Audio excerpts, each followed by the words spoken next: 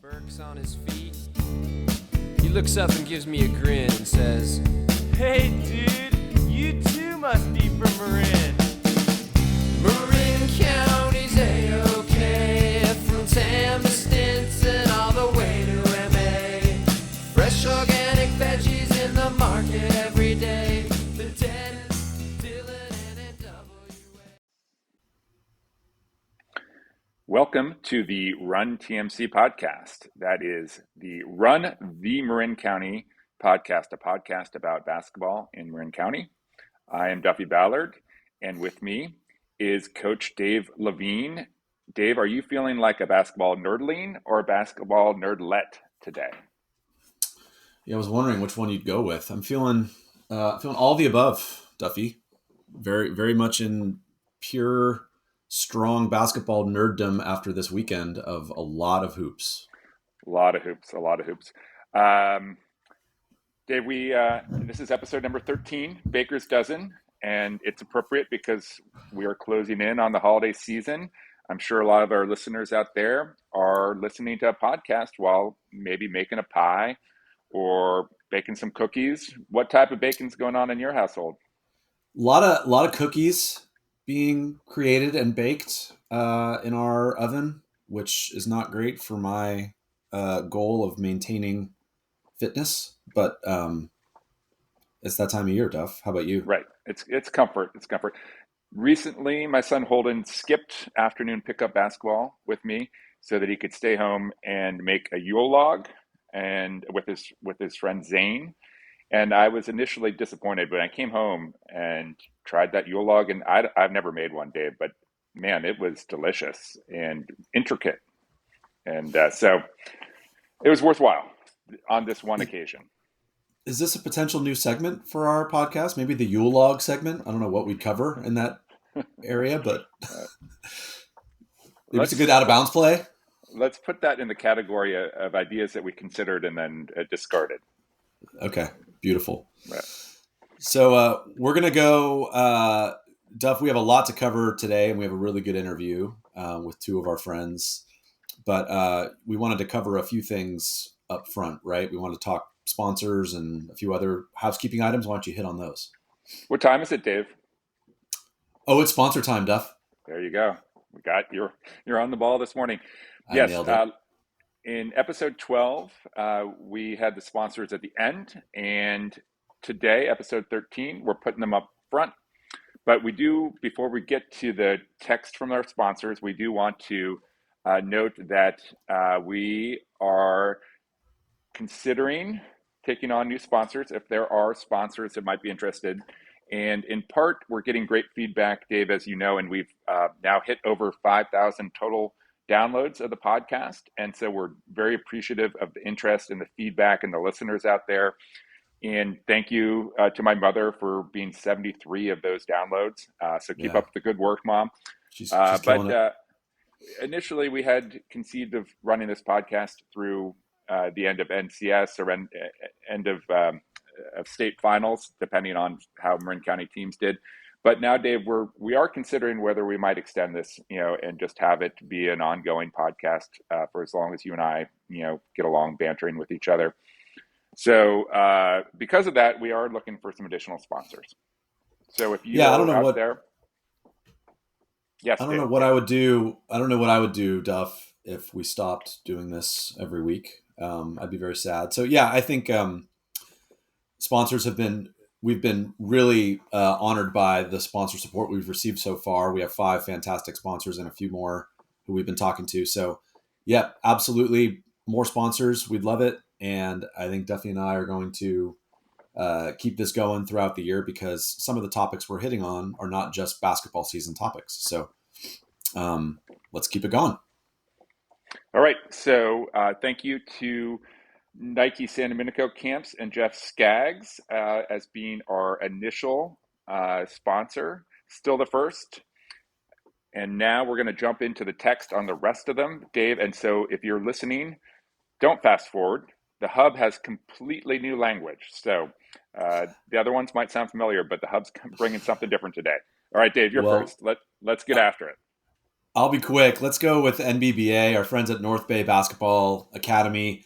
Anecdotally, feedback on the Rick Winter episode has been great. A lot of people have said that they loved Rick, and he's awesome. So head over to www.northbaybasketball.com for information on some upcoming clinics, including one that will include yours truly over the next couple of weeks here over the winter. So, and NBBA's got lots of skill sessions for youth kids. So head over to the website to check out for more. And thank you, NBBA, for being a sponsor.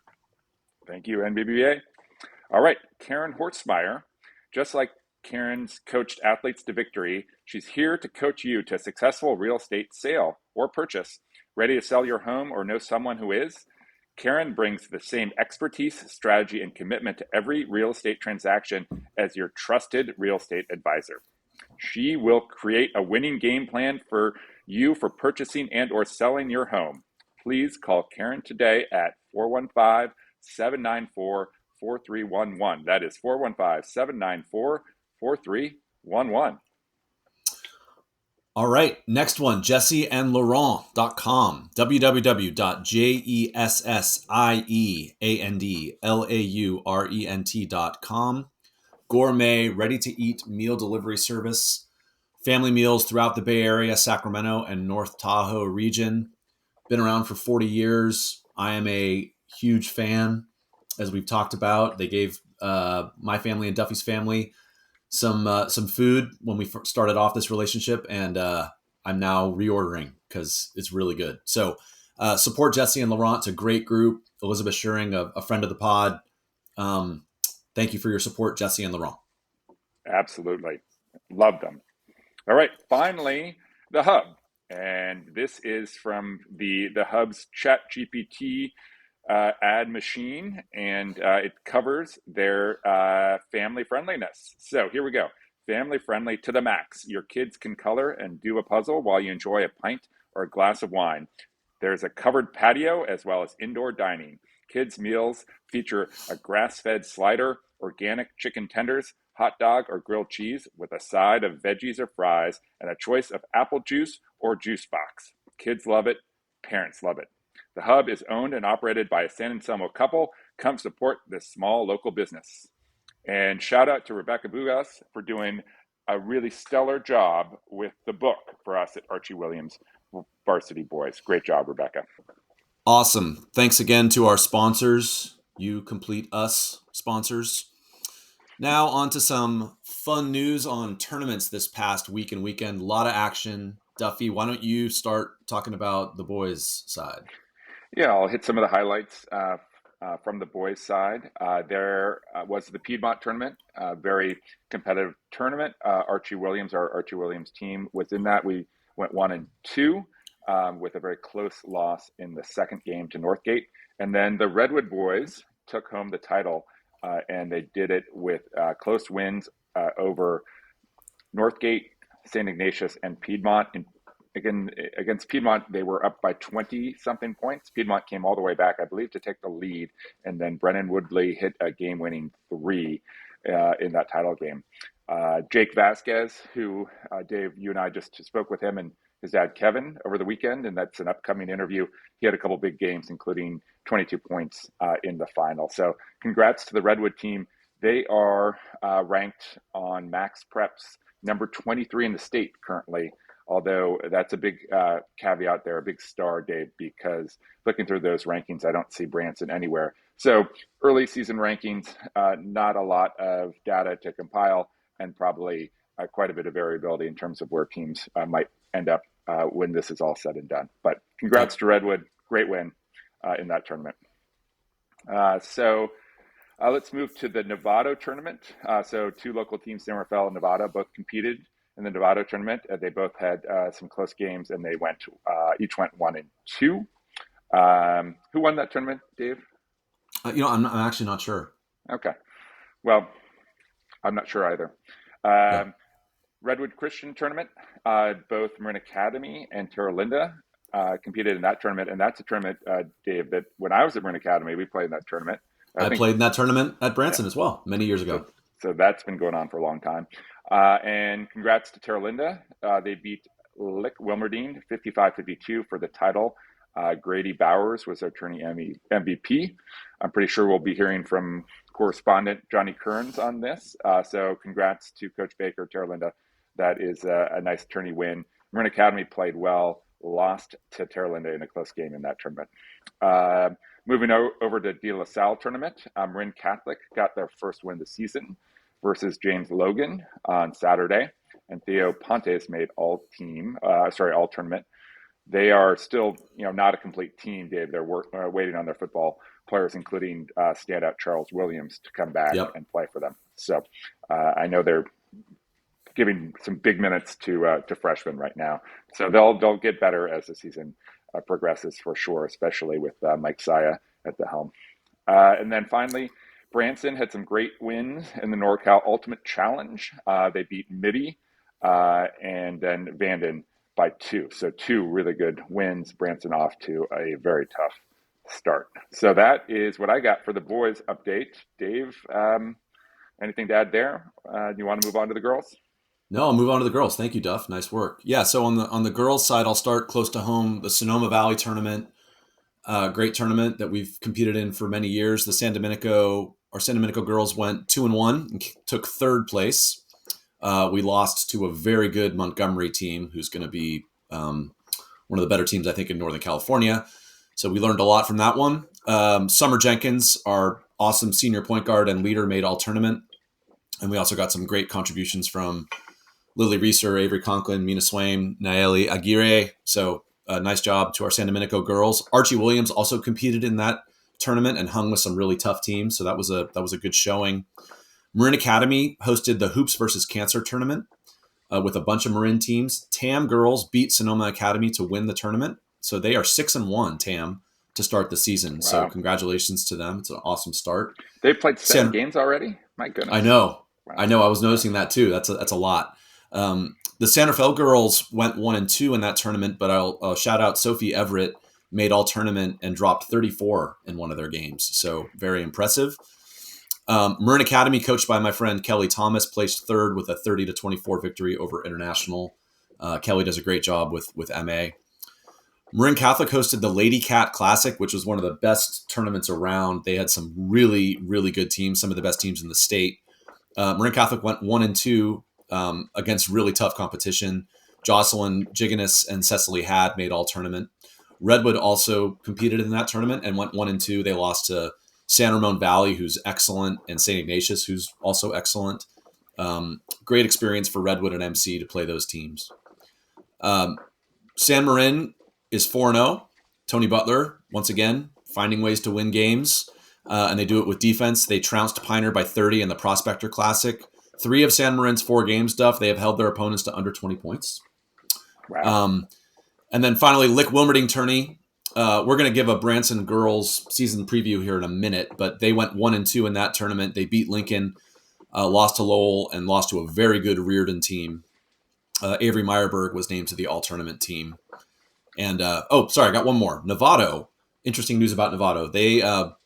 They defeated St. Vincent de Paul 26-16 in the final of the Lady Mustang tournament, so they won that. And Novato has a new coach. Dan Curtaz has taken over, and the team is 5-2. So great start for Novato. Happy for our friend Michelle Bravelli-Smith. And congrats and good luck to Dan.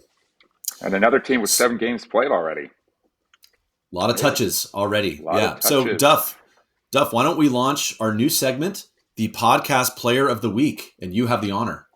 Yes, and before I announce our Podcast Player of the Week, we will accept nominations moving forward. So you can hit us on Instagram or at the runtmcpodcast@gmail.com or on our website at the runtmcpodcast.com, and let us know if you want to nominate someone that you've seen play or someone on your team.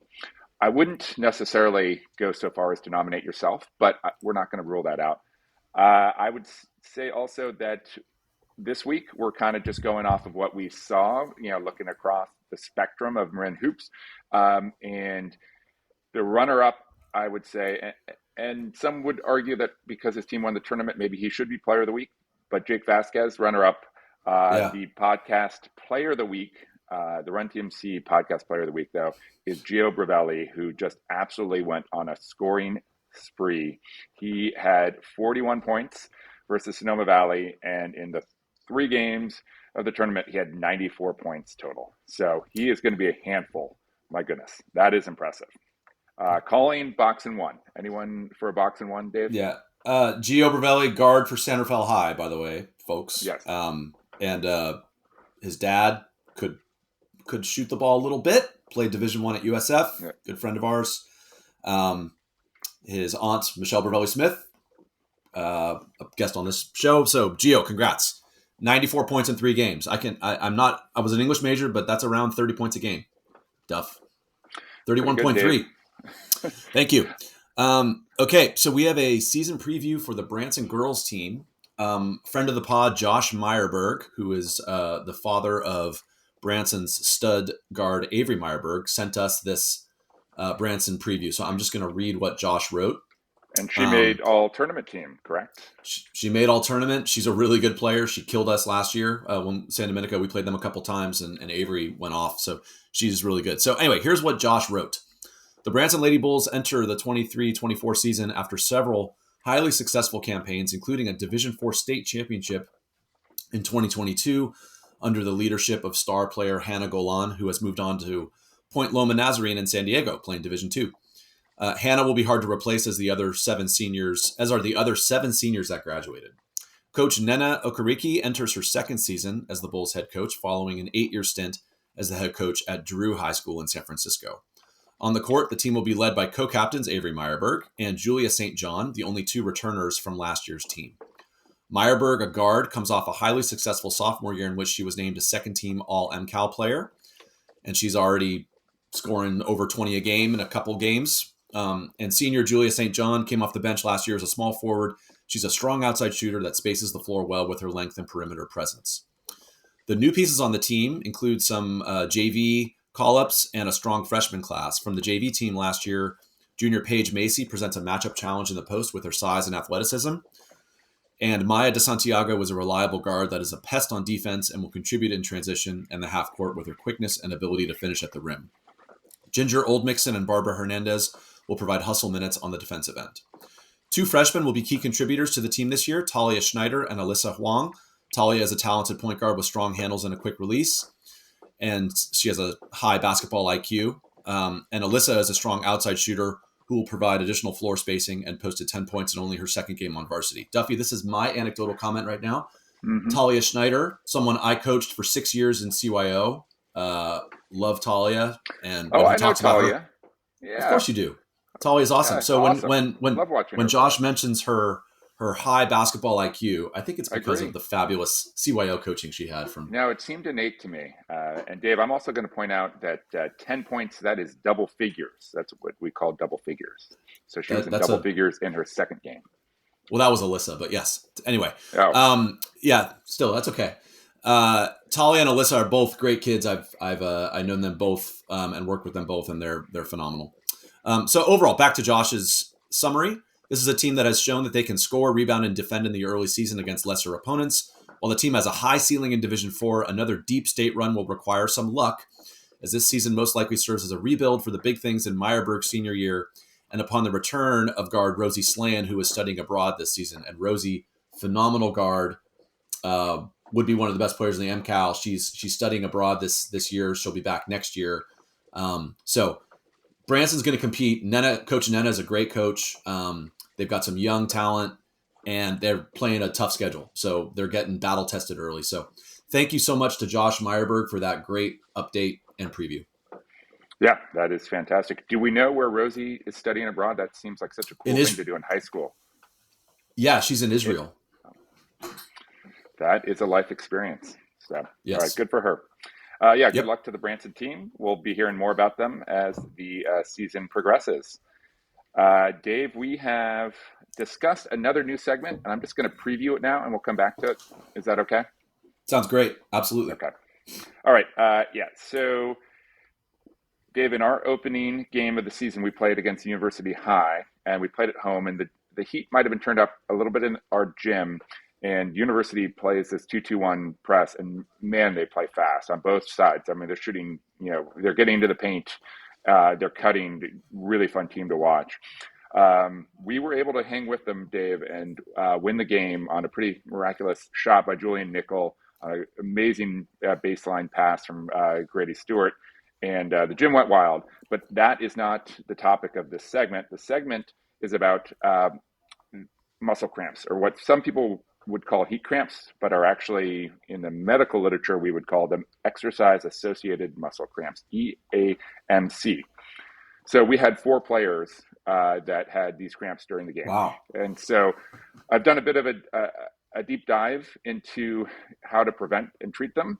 And we'll come back to this because it's more nuanced than I initially thought it was. But for athletes out there who have a heavy workload and may expect to play all the minutes in the game and maybe have some lingering issues with regards to injuries or tightness, the key thing really is to hydrate ahead of time, but not with just water, Dave, because if you only drink free water, you know what electrolyte you can push down to very low levels, and in some cases actually cause coma and death?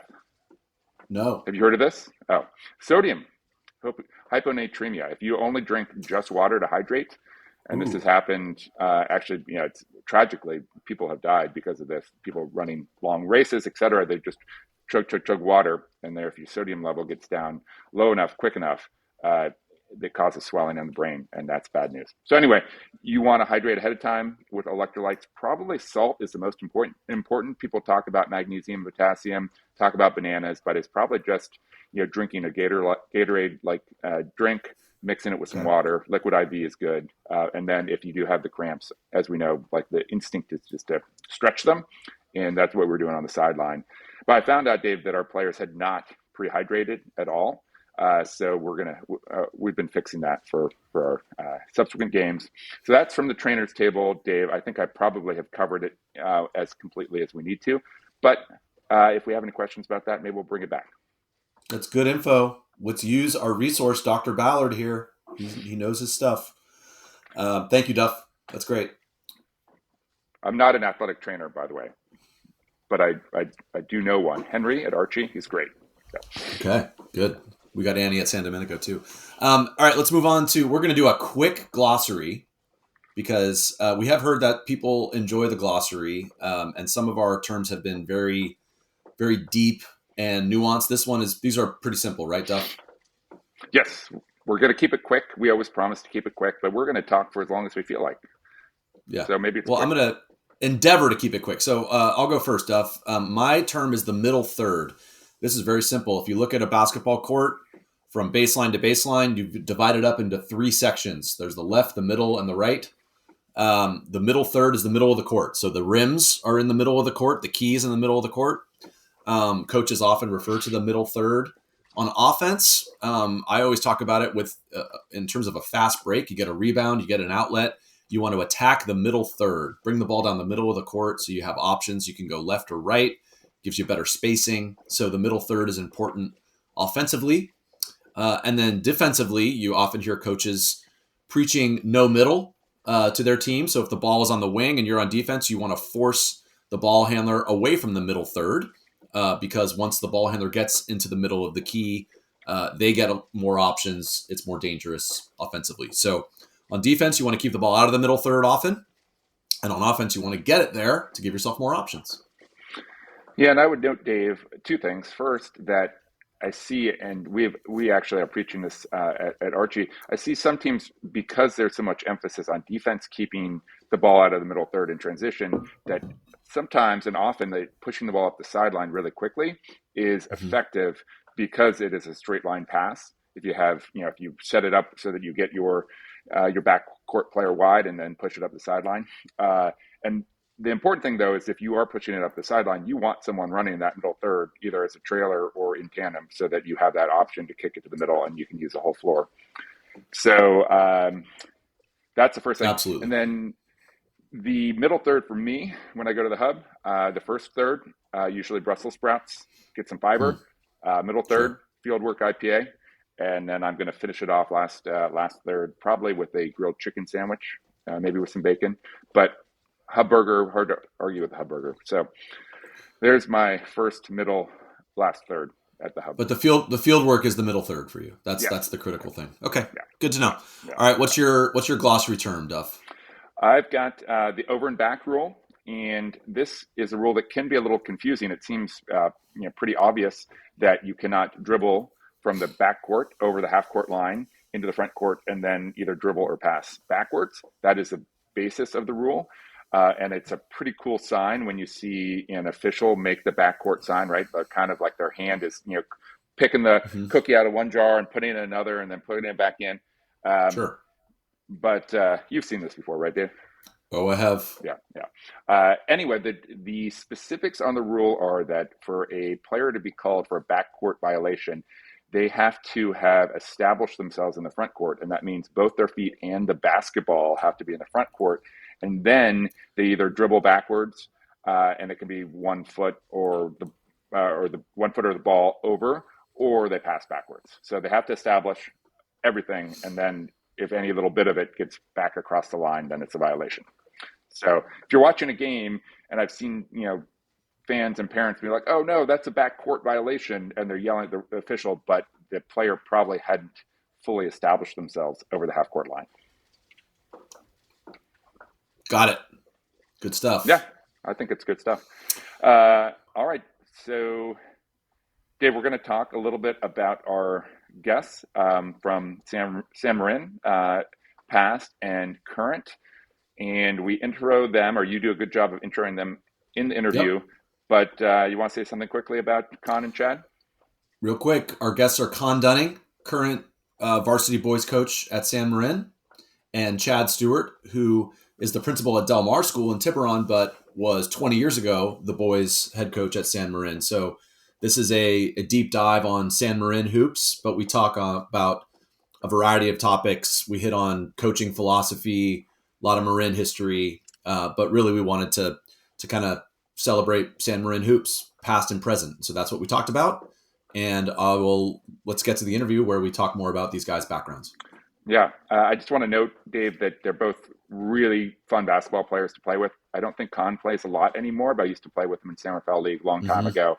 Chad, we play pickup all the time. Smart players, always in the right spot, pretty much always making the right decision. And except for Chad, could probably shoot a little bit more when he's open. But yeah, love playing with them both, and great guys and friends of the podcast. So we appreciate them being on, and let's take a listen to the interview. Sounds good. Conn Dunning, Chad Stuart. Thanks, you guys. Thanks for having us. Excited to be here. Definitely. Awesome to see you. Okay, so these two guys have long histories in Marin basketball. Listeners, this is going to be a Marin-heavy episode, and actually we're gonna journey up to the north of Marin, and we're going to talk a lot of San Marin today, which is good because San Marin has not gotten enough love in the first couple episodes. So I'm going to give your guys backgrounds here so our listeners have some context. I'm looking at Conn, so I'm going to start with Conn. Conn Dunning, Redwood High School graduate, 1991. I believe the first Redwood High School graduate we've had on the podcast, Duffy. All right. Nice. Duffy's giving me a amazed look. So where's Redwood? Redwood's, yeah. I'll show you a Google map. So Conn was in the early 90s in Redwood. He then played hoops overseas in Germany for a couple years after high school, came back to College of Marin, played for 2 years at College of Marin, and then graduated from San Francisco State. You didn't play at San Francisco State. Nope.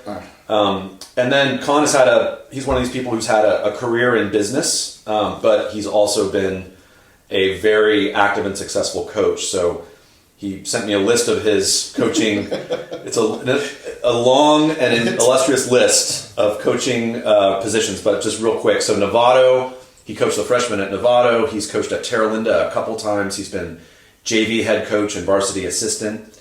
He then moved up to the college level and coached at Holy Names, right? Assistant coach for a couple of years there. Yeah. Okay. Is that Division II?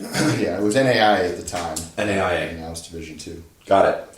Was the head coach at San Rafael High for a bit, and then took a long break from coaching, and as a dad and a husband, and then got lured back into the world of coaching in the middle of COVID in 2021 by our friend Michelle Bravelli, who at the time was the athletic director of both San Marin and Novato, and Conn is now the head boys coach at San Marin. So we're very excited to have Conn, and we're going to talk about San Marin today with Conn. Sitting next to Conn is our friend Chad Stuart. Chad is a fabulous graduate of Drake High School. What year were you at Drake, bud? 96. 96. Well, it's funny you said you wanted to move over to San Marin, and then in moving to San Marin, he has to have a Drake guy in there. Right. Gotta have a Drake. Gotta have Drake. Yeah. Which is just, you can't. It's the heartbeat of Marin basketball. Mecca of basketball. You can't escape Drake. So Chad was a Drake grad, and then he coached freshman basketball at Drake. He was the JV basketball coach at Drake. He then moved over to take on the role of varsity head coach at San Marin from 2002 to 2006. So you were a young man Very young. when you were coaching varsity basketball at San Marin. So Chad is going to be talking to us about San Marin of yesterday, right? We got Conn to talk about it today. Chad's going to give us some perspective on the history. He then left San Marin to become athletic director at Drake, and then was assistant principal at Drake, overseeing athletics for many years, until last year when he got the job of principal at Del Mar School in Tiburon. So Chad's had a long history of playing, coaching, AD. He and Conn both played in adult leagues. Chad and I just played pickup yesterday. He scored a bunch of baskets on me, so I'm annoyed with him. So we're very excited to have both you guys here. Thanks for the time. Yeah, it's exciting. Absolutely. Yep. So let's jump right in and talk San Marin today. So Conn, I want to start with you. You know, we've been doing this. We have the lofty goal of trying to get a preview, a season preview from every coach or fan of every boys and girls team in Marin. So we'd love to talk about the San Marin boys, talk about the upcoming season. I know we've got a great player in Nick Cubley, but talk about the whole team.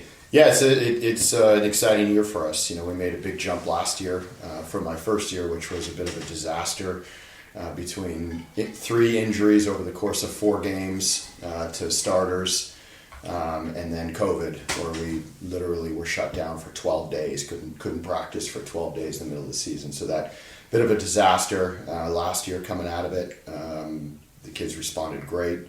We went on to win 15 games, finished 3rd in league, won a home NCS game, awesome, which was great. And this year we've got a lot of main guys coming back, right? So we have our core coming back. We graduated 4 seniors, all of them contributors, great role players that we're definitely going to miss and have to replace. But I really like the group that we have. You know, we're guard heavy, not a lot of size. But that lends into an exciting style of play, right? So we're going to be very up-tempoed, try to pressure quite a bit. So the league is guard heavy, right? I mean, you don't have a lot of size. Obviously, Branson's got some size. Redwood's got some size. But, you know, like Duff said, Archie's pretty guard heavy. Yep. You guys the same, so, and I think MC's in the same boat, right? Yep, it is very much so. And not a lot of traditional post players or size, and even the bigger guys in at Redwood and Branson are traditional wing players. Right.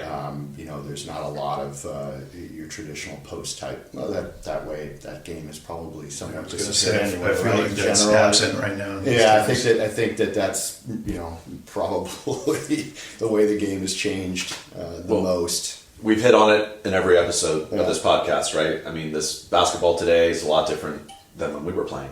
Right? Yeah, and again, for me being, I was away, as you mentioned, 10 years kind of away from coaching. Yeah. That first year was, in a lot of ways, obviously I've been watching and following basketball, but when you're not really in it, you don't necessarily see all the change, right? Because you're not having to teach it, you're not having to prepare for it, you're not having to do any of that stuff. So that first year was very eye-opening. I came in with stuff that I've traditionally done, and learned quickly that stuff isn't exactly the way it's played anymore. Yeah. And the other side of it is the teaching. The teaching has changed a lot. I feel like this probably will be the first year that I'm a lot more comfortable with, the different style of teaching that you need to get through to these kids and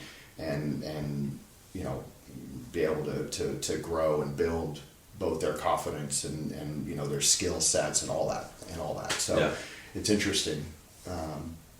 I want to talk more about that. Yeah, I didn't mean to go off on a tangent. No, but that's interesting. So So how have you changed your approach? So being we're doing a lot more teaching on the fly, right? So less breakdown, less time in actual just repetitive drills. Which when we were playing, it was like you focus and get through this drill for the next 15 minutes. Right. It's like holy smokes. Which I guess maybe that wasn't the best approach even then. Yeah. But now absolutely, like you cannot hold their attention for that. And after maybe 2 reps. You see some slips start to happen, right? So you got to keep things moving. Yeah. So we're, the focus this year is going to be. I was also going to say, if you don't mind me cutting you off there, Conn, is Brett Devani, who was at Archie. He was at so many schools, but when he retired at Archie, and I was working with him there, it was interesting talking to the kids because Devani had so much success, but he had pretty old school structured offense, and he would still slow it down, and the kids loved winning with him, but they also, in some ways, not about Brett, but they were excited for the transition to a new coach in that they could have more freedom. Right. And because they're not used to playing that way these days. Not used to their AAU coaches don't do it, the lower levels. Yeah. So it was like a culture shock for them. Yeah, absolutely. Yeah, I mean we've almost thrown out a lot of the stuff that I had come in with as far as structuring every the way that we structure possessions, whether it's into early offense, and then you got to let them play a little more, right? You give them some structure, but for the most part, it's going to be very much of a flow, and let these guys be the players that they've been and that they've worked on, right? There's so much individual skill work that they put into it. Yeah. Let that happen. Yeah. We were just talking about this before we recorded. We had a great conversation with Tyler Gaffney, San Domenico boys coach, great player at Branson, awesome guy, young guy. Makes me feel bad about myself. We'll be at their tournament this year. Excited for that. Exactly. But he talks about they'll drill something, right? Whether it's boxing out or, in the shell, stopping face cuts, whatever it is, and they can do it for 10 minutes, and it seems like they got it, and then they scrimmage, and they're not boxing out, and they're not stopping face cuts. So he's like, okay, they didn't get it, right? So it's that combination of when you're drilling it, making sure that they understand. You're not just trying to, do this drill. We're doing this drill so we can learn how to play basketball the right way, and you want to apply that in the scrimmage and in the games. That doesn't always translate, right? So it's a lot like teaching offense, right? You run the plays, you teach them in 5-on-0, and then they get in, and sometimes they're either so structured that they forget. You are trying to score. Did you not see that the guy wasn't guarding you, and you could go to the basket? I thought I was supposed to make this pass, right? So, that was. I remember some of that in the offensive side of things too. I get it. Our focus is really going to be. I've been listening. Obviously, not just your wonderful podcast, but one of the things that has changed a lot in the last 10 years is the availability of information. Right? I've basketball immersion website and podcast for me has been great. It's fantastic. Just the stuff that he's teaching, and the way that they're teaching, and the psychological side of things, and that he talks about has been great for me. The slapping class guys are fantastic. Love it. Right? I mean, they bring in such good insight and different coaches and different ideas, and so I've been really trying to absorb a lot of that so I can try to apply that in my teaching and grow. And we all want to continue to grow and learn, and whatever I can do to try to help our kids be more successful and the program grow is I'm absorbing as much information as I can.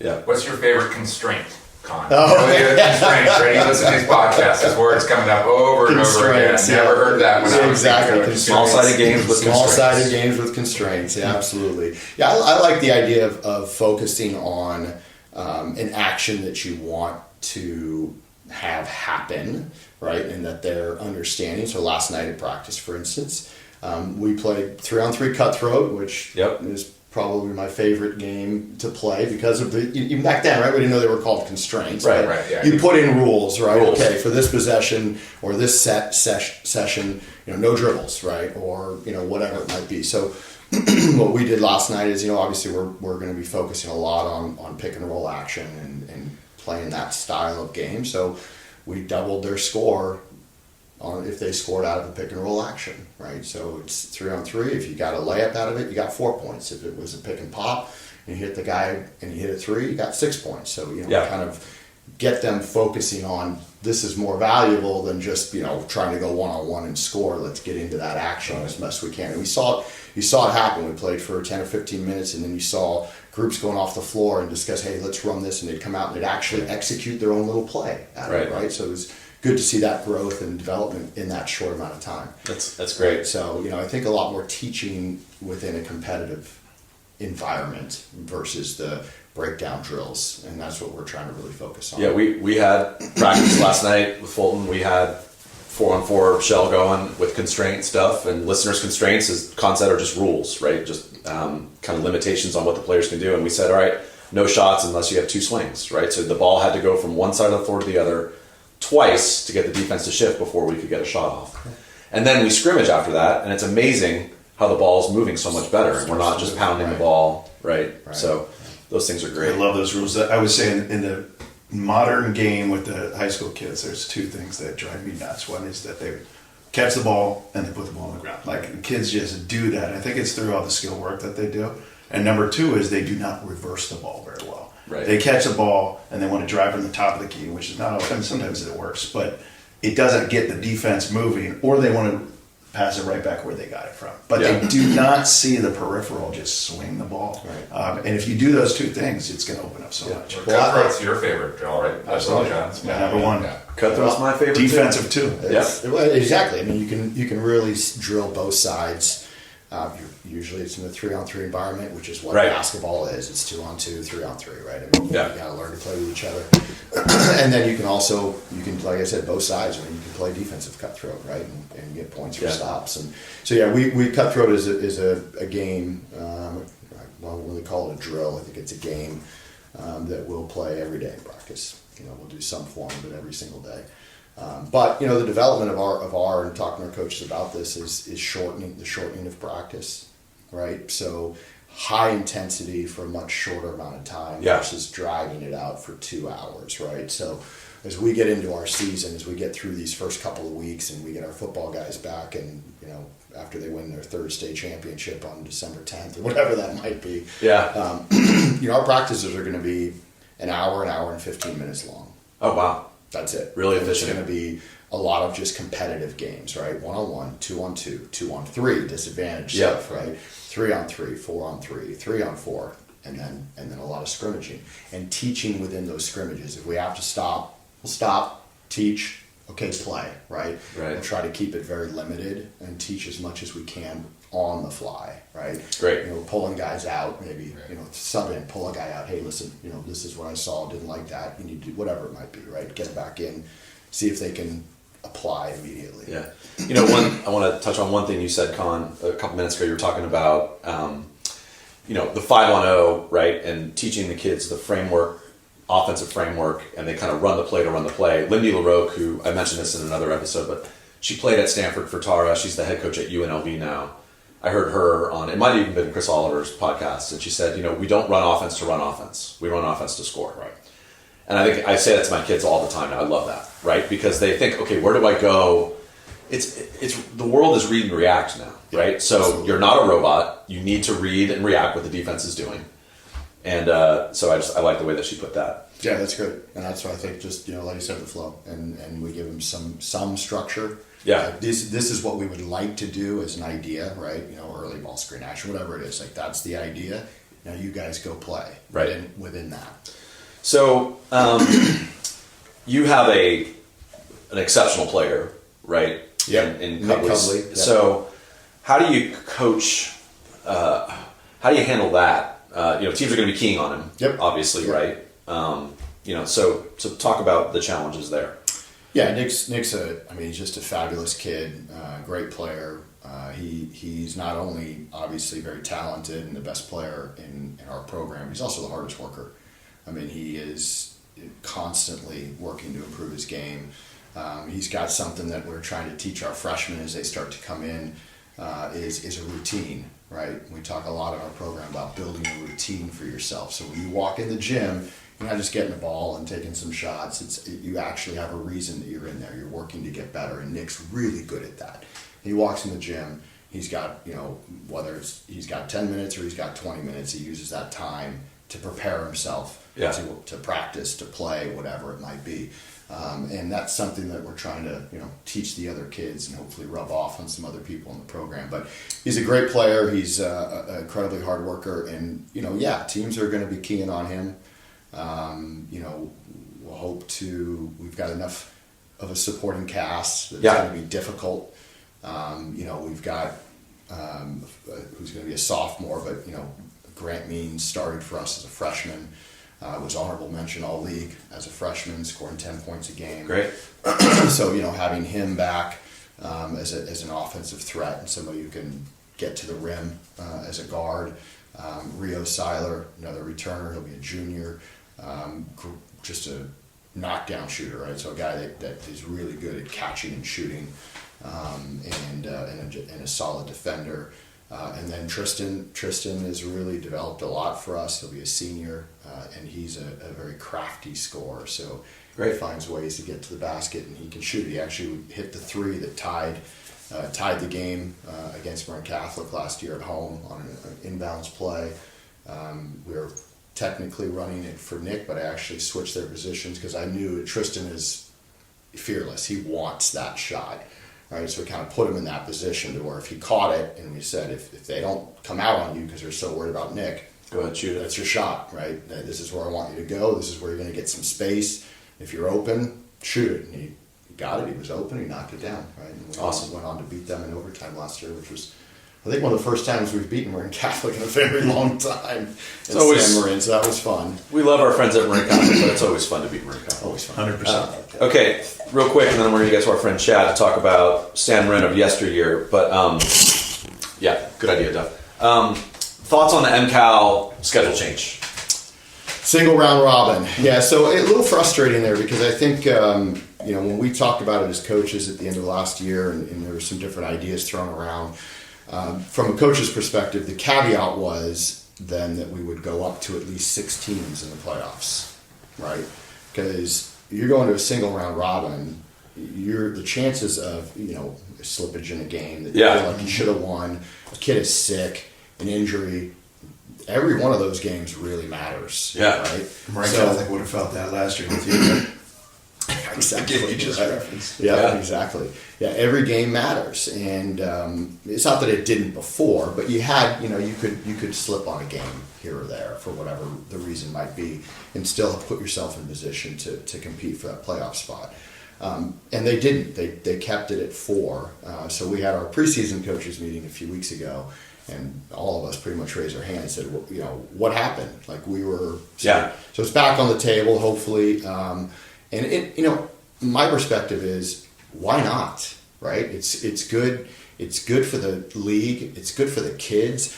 Personally, I think every team should make the playoffs in a single round robin structure. I think you have an 8-9 play-in game on Saturday. Sure. And then you have an 8-team tournament the following week. Yeah. And what a great way to build excitement. What a great way to keep every team focused throughout the whole season. They all feel like they still have a chance, right? Because they're going to get to go play in that tournament, and you never know.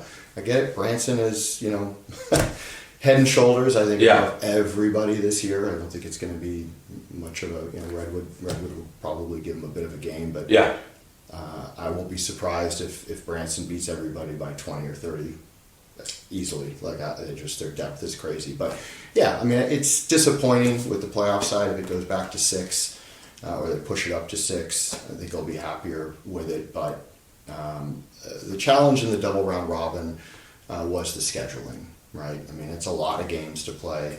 You're playing 16 games, and you're playing 3 games a week throughout January, which personally I don't have a problem with. Yeah. At that point of the season, what are you really working on anymore? Maybe you prepare for a team, but you really just want to play. I just want to play, right? You just want to play. But the big challenge, just to finish that, the big challenge on that for us was being a football school. We were playing 3 league games before the middle of December. Right.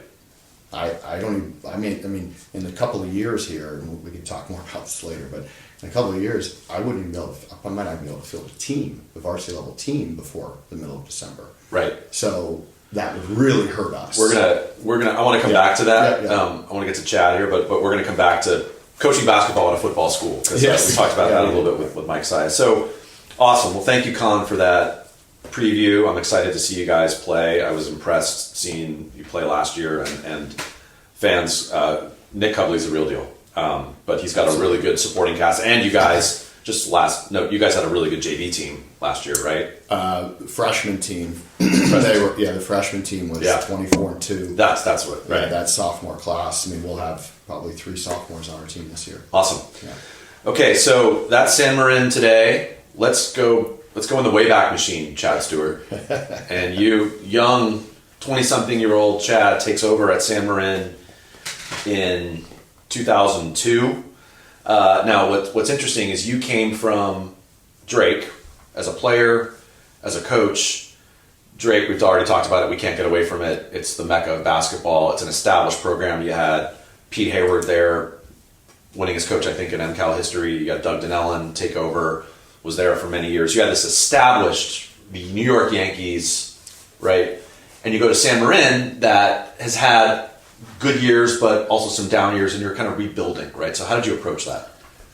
Yeah, I'm glad you mentioned the Drake piece, because in my experience and just my story, without that, my experience at San Marin would have been fully different.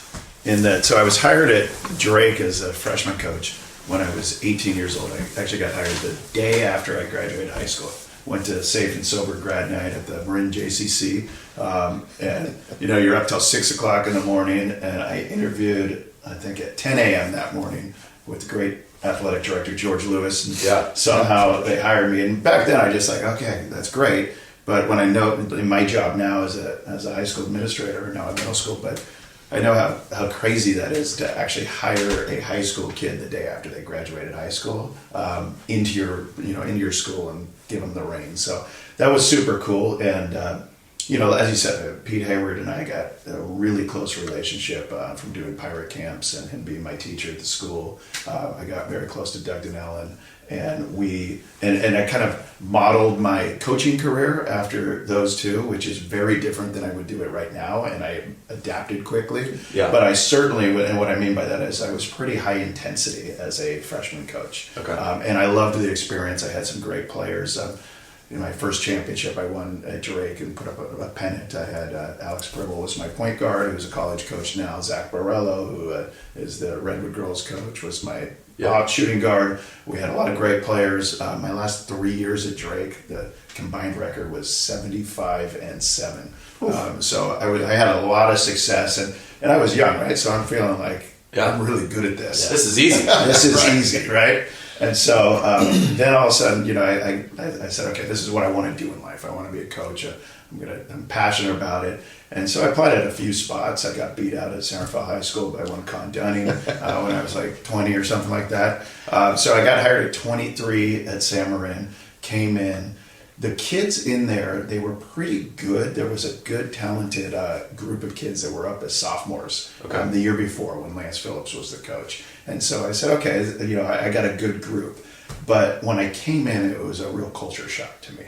And what the culture shock was, I expected everybody to love basketball. I expected everybody to have the same skills of what I was used to. That's what it's like at Drake. That's what it's like at Drake. At Drake, you're cutting kids at Drake that would be, like the seventh man on some other teams. Right. And so that was the big culture shock at San Marin is there's no depth. At least that's when I was there was no depth. Yeah. So I would have 2 really good players, and then I would have a couple solid players, maybe 3 solid players. And the solid players felt good at San Marin, but what I was used to at a varsity at Drake is those players would probably be like the 9, 10, 11 at Drake. And then I came in, similar to what Conn said he did last year, which is I came in trying to teach a little bit too much. And I was, a young 23-year-old saying, okay, I know how to coach basketball. So I think I overcoached early on. That was my biggest lesson is I just put way too much on these kids. I also was all about defense. And for me, I'm still this way is mano a mano, let's play man defense. We're going to get up in your jock and we're going to go play you. Right. And we're going to help and we're going to overhelp and we're going to scramble. But I realized that the kids at San Marin, just without that basketball background and knowledge and depth, is they just didn't recover quickly enough. They didn't know where to recover. They didn't sink to the right spot. So that was initially my wake-up call, is just talent level and depth. We couldn't get there. Well, with that said, you have a really tough league at that time too. Like, we just interviewed Rick Winter and had a great chat about his. So Rick was at MC from 95 to 2010. He had some amazing teams with Michael Turner. So right when you're at San Marin, right, Turner's at MC. He's got those teams. Jonas had amazing teams at Branson. Drake teams were good. Drake teams, because my kids from freshmen were up on varsity. The Drake teams were good. TL was good at that time. Varsity. So you've got a league that's very deep, that's got a lot of good teams, and you're kind of rebuilding, and you just don't have as deep a talent pool. Right? Yeah, that was rough, because when you say it that way, Dave, I remembered, and it always ticks me and my coaching staff off when we look back at it, because we're like, if we still had the same group of kids that we had, Zach Bachmeyer, for instance, was my best player that year for those 2 years, the first 2 years, and he was one of the league leaders in scoring. Chad Leho was the best over at Justin Sienna, but Bachmeyer was number 2, really good player. And we're like, if we had Zach in almost any other year, except for those two, we would have been not only a playoff team, but I think we would have been making a run in the playoffs. And I also think that if I was a little bit older and I was a little bit more experienced on how to coach a game and what to put in and how, kind of how to dumb it down a little bit, we also would have had a little bit more success. But also coming into San Marin, it was interesting. You go into open gyms, just pick up games. And that was my very first thing. You go in the summer and we're running pickup games, and the kids had zero clue how to do pickup games. They'd be inbounding the ball, like somebody call a foul, which they would never call fouls. I actually had to stop things and say, teach them how to call a foul on each other and who calls it. And then they go and take the ball underneath the basket and like go inbound it at a pickup game. And I go, guys, we check it up at the top of the key. Have you ever played pickup? And they had it. Right. So whereas we got, again, back to Drake. Outdoor courts. All the Drake kids are doing is going down to the outdoor courts and playing pickup. Exactly. And so there was a lot of teaching. It also was, to me, I wanted to shift the kind of the feeling of the program. I wanted the kids that were playing on the basketball team to feel like it was something special. So first thing I did was, the easy stuff. So we got new uniforms right away. I really talked the school into painting the gym. So if you remember when you called it a barn earlier, it used to be, wooden walls all over the place. So we painted it white. I wanted it to be brighter in there. I got the bleachers were awful. So I got some donations to cap the bleachers with just some green plastic. I spent the entire summer in our basketball team room and painted it and got new lockers in there. We carpeted it. It's not there anymore because they redid the locker room. Right. But it was beautiful. It looked like a college locker room because I wanted the kids to feel special, and that helped. But it only helped so much. It helped until we actually started playing games, Dave, and then it didn't help so much.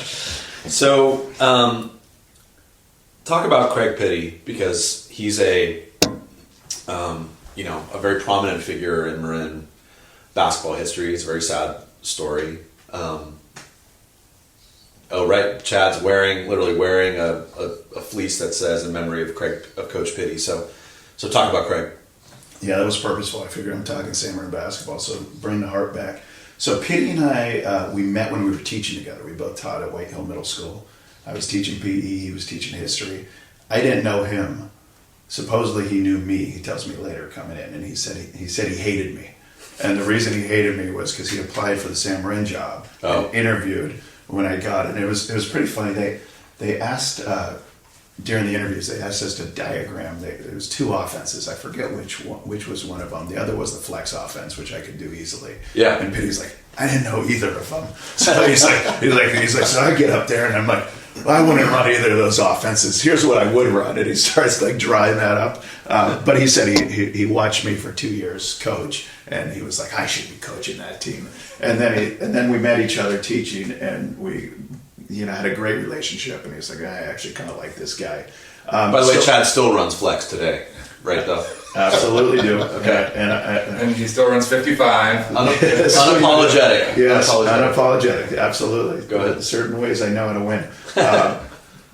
I didn't run flex at San Marin, by the way. I ran a very hint of it, but I did not run it too much. A dusting of flex? A dusting of it, just when I wanted some sort of structured motion because the kids didn't know how to move too well, so I structured it a little bit. But anyway, so Pitty and I ended up hitting off, and eventually we were roommates together. So when we were young, mid to late 20s, living together in a house, teaching together, and then I talked him into coaching the freshman team. And so he started coaching the freshman team. And when I left San Marin to become the AD at Drake, Pitty took over as varsity, and then he moved over to San Marin to teach social studies. And he had a hell of a run. They won the MCAL championship with Stuart Wasonga. Yeah. Won the NCS. They beat Bishop O'Dowd at San Marin with Brandon Ashley, who played over at Arizona. And had maybe a cup of coffee as trying out for NBA teams. Great player. Great player. Yeah. And so Pitty had a lot of success. And I look back and I would always tell him this. I said, you are the perfect person at San Marin. Because as I said, I brought this whole Drake basketball concept in my mind to that school. Yeah. And it didn't work very well. Where Pitty, what he did is, he was very smart in this way. He said, he knew he had one player or two players. And pretty much they got 95% of the shots. He would not let anybody shoot except for his top guys. Yeah. And he would structure everything. He was very he would their motion offense 5 out right now. Pitty would never do. He would get very frustrated with it because he wants it in Dave's hand, and Dave, you're scoring, and I'm going to set you up and scoring. And then defensively, things that I would never do, and I still think they're very effective. He'd pick the two guys on the court that are the best players, and he'd put the whole house at them, and he'd leave guys wide open. Let the other guys beat you. Yeah, just fully, and it worked a lot. I mean, he had a lot of success coaching that way. And I wish I had seen him do that when I was at San Marin, so I could do a little of it, because it was highly effective. And even after Wasonga graduated, his teams were still really competitive. Yeah. And because he knew I've never seen anybody scout as well as Pitty. He was a great scout. He knew how to beat you, and he was very strategic and smart. But ultimately, the best thing about him is he was a lovable individual, and he loved his kids. I mean, he would become really close with them, almost friends with them, and they loved him back, and he was just iconic at the school. So it was a great experience in my life to just spend, be really close to him. And when he passed, I mean, just tragic for our friend group, our coaching staff, just everybody around. Yeah, very, very sad. He passed away a couple years ago, right? About 5 years ago. He was 40 years old, colon cancer. Yeah, just awful. Well, thank you for sharing that. And his name's on the wall, right? It's on the court and the wall. On the court. Got a signature on the court. Yeah, we have a annual game with Casa, which is the Pitty Forney Classic, they call it. So it's, they have a coach that kind of similar circumstances, so we play every year in that. And then last year we started an alumni game, and that's the Pitty Wilhelm alumni game for Zach, who was a player on my team the first year that tragically passed away in a car accident. Yeah. And we have, last year was amazing. We had probably 40 alumni show up. Oh, awesome. And we were just able to make 2 teams with them, the Pitty team, the Zach team, and it was just a lot of fun, right? And the guys loved it, and it helps to raise money for a scholarship, both the Pitty and the Wilhelm scholarship that we give out every year. And we're looking forward to doing that every year. It's going to be great. Yeah, so that's great. Thanks, you guys, for sharing that. It's funny, Chad, when you're talking about Craig's philosophy, right? Get the ball to your best players, stop the other best players. We interviewed Tim Lacos, Dominican coach, women's coach, awesome guy. And we had this chalkboard moment at the portion of our podcast that we had a couple times. And it was like, just walk us through your favorite play. What's your diagram of play for us? It's like, okay, here's my favorite out of bounds play. Get us my best player. And we were kind of laughing, and exactly, it's absolutely a great answer, right? He said, look, either she's going to score or she's going to create an opportunity for somebody else, right? Yep. And then Duffy was like, and then on defense, let's just stop their other team's best player from scoring. Sometimes it's an easy solution, right? I meant that we literally have one baseline out of bounds play. We run the same play for the last 3 years, and it works. And there's some counters to it, obviously, and adjustments, but it's pretty much get the ball into Nick's hands, and then we run some guys off of screens. But Nick has the decision to make good things will happen. One-on-one, make a play. Awesome. So I want to talk about San Marin kind of taking a step back. And so first of all, there are kind of two topics that I wanted to hit on. One is, and you mentioned this, Conn, coaching basketball in a school that is very football focused, right? And we talked about this a bit with Mike Sy. I mean, Marin Catholic obviously has had great success in basketball and football for many years, but Mike was saying, it's hard when I got some key contributors who are football players where when we're trying to put in a system, I'm not going to get them until December, right? So they got to catch up. So for you guys, how do you manage that? I mean, it's a big challenge, and it's going to get, the next couple of years are going to be even more of a challenge, as I sort of mentioned. But this year we've got, 4 of our top 6 players are varsity football players, right? So waiting for those guys is you're really hoping, we're looking at our schedule. So what I did this year was, now understanding kind of how that works, and it took me a year or 2 to kind of figure that out. Is now when I'm scheduling, I really am trying to push as much of our schedule in December as I can. Right? Totally. And then hopefully, you schedule some games that you feel you can be competitive in when you don't have your full team out there. We're going to miss, if they get to the state championship game, that's 8 games, right, that those guys won't be available for. We'll be playing with a couple of the sophomores, probably some kids that'll end up being on the JV team. They're going to have to play up, right? So that's one advantage to it, is these kids get a little bit of a taste of what that's like, and hopefully motivates them to be able to compete. But it is also nice because football players bring a little different attitude. They bring a little different toughness. Right? Absolutely. And certainly we try and key on that with those guys when they do come in. And the other part of it is building a system, right? So we are now kind of figure that we've experimented with some things the first couple of years. And I think this year we've kind of settled on what our system's going to look like. And so applying that to the freshman level, the JV level, the varsity level, right? Having some consistencies that we know this is what we do and this is how we do it offensively and defensively. So that when those guys show up, it's a little easier of a transition. It's not like we're having to teach something new to them every year. They should have that understanding already. You have such a good positive perspective of it, because it drove me crazy. Was that the case when you were there too, Chad? Yeah, they had just won a North Coast section championship when I was coming in. They were really good for at least my first 2 years. And I was trying to create a culture, like an attitude in practice that to me, they didn't have it before. It wasn't like, hey, once we're in between these lines, we're going to give everything we have, every ounce. We're going to be focused, or eye contact. We're going to sprint hard.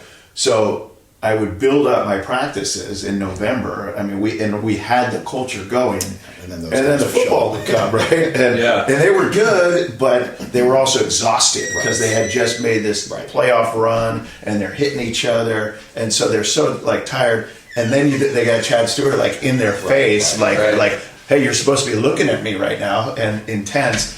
And it kind of changed the dynamic, and I actually had some guys walk away from the team because I was too crazy. And then also, you mentioned JV guys calling up, football was oopsie. I know what you're going to get at, and I was going to bring that part up. Yeah, so football would take so long, and then I have the JV guys up for a month and a half. Then I feel awful sending them back down to JV. Right. So, and then they're sitting bench. It just totally changes everything. Yeah, the other side of that too, though, now is that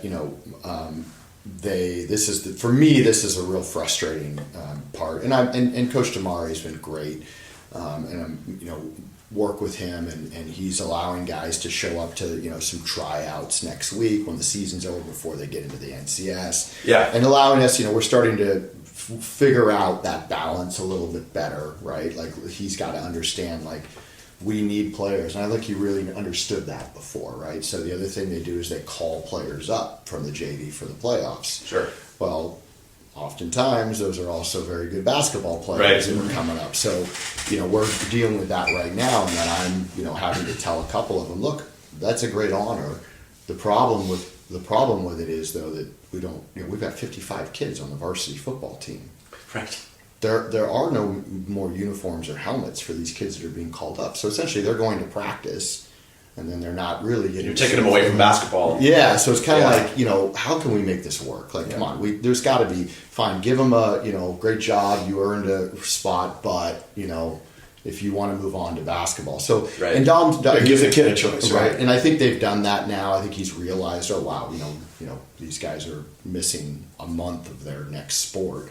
They give them that option, and then I talk with some of the key players about, look, especially this year, if you don't take that call up, or even if you do, maybe we can work out doing both, which you can do at that point of the year, but it's an hourly thing. We have to figure out you're only allowed 16 hours a week of practice, and a game counts as 3, so you kind of have to balance that out. But we're kind of throwing that carrot out to a couple of the sophomores in particular about, you're going to get a chance to play at the varsity level for a few games at least, right? If you don't do that. So it's a balance, and it is really tough. I agree. And it's frustrating because I think that the football attitude, because of all the success, is if I'm not at everything, I'm going to get overlooked, or I'm not going to get the same opportunity, right? Absolutely. So these kids feel like all year, right? And they go into spring training, and they go into summer stuff, and their focus is always like, well, I can't miss football.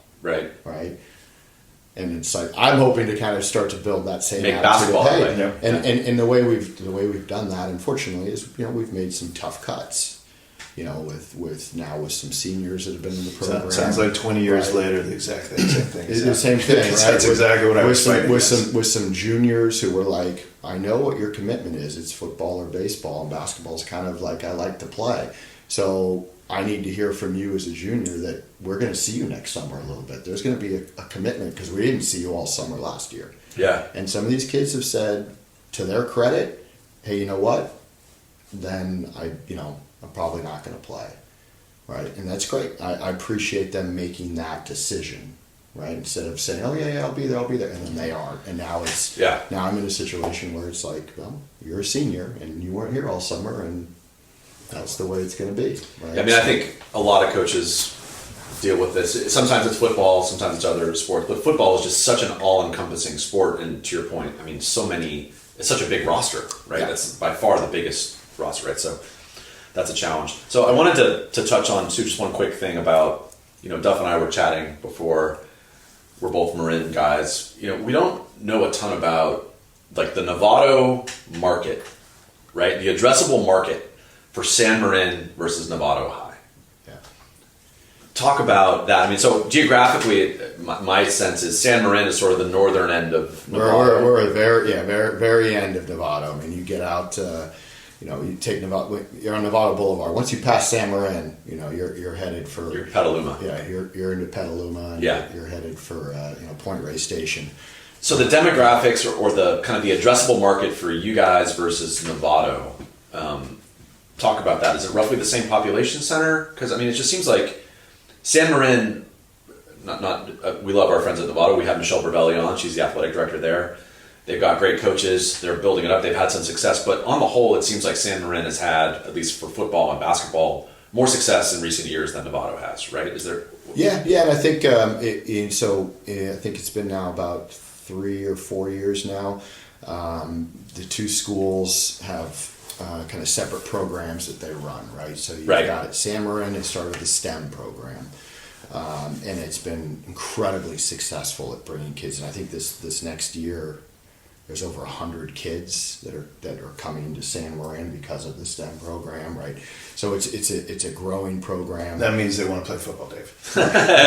Exactly. Right. And I think the success in athletics helps with that, but the reality is, in a STEM program, you get a lot of boys, right? I mean, it's just what it is. Yeah. Exactly. Science, technology, engineering, math. Yeah. So you get a lot of boys.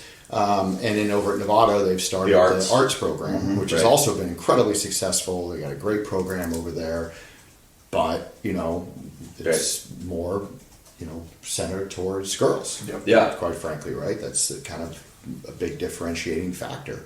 And so I think that has helped certainly attract more male student athletes. I know Tony this year is struggling. He's not going to have a freshman girls team. Tony Butler, great coach. San Marin girls coach, we're going to have him on as well. But he's had some...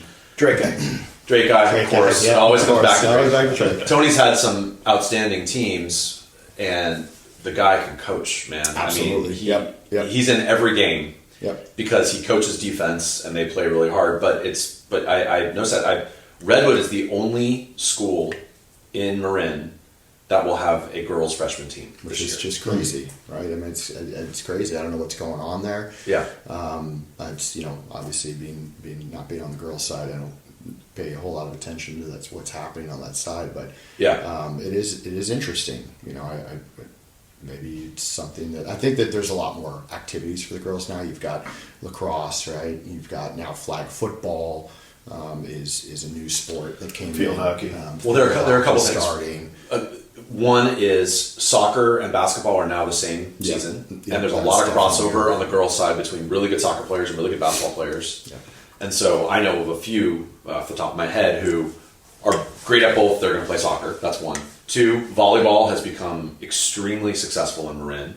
Absolute Marin Juniors, these great programs that have drawn a lot of kids in, and we're seeing. I mean, look at the success that we've had in volleyball in Marin. Yeah. Multiple state championships, multiple Division I players, right? So I think that contributes to it. And there are just ebbs and flows, right? There's some years where there are more players than less, but it is interesting particularly on the boys' side, that San Marin has had a lot of success in the last couple of years at the sports. Yeah, in sports in general. Yeah, and I think the STEM program hasn't hurt. I think it's definitely brought in more some kids that might have gone to Novato. Yep. Right. I mean, we've got a couple of them on our team.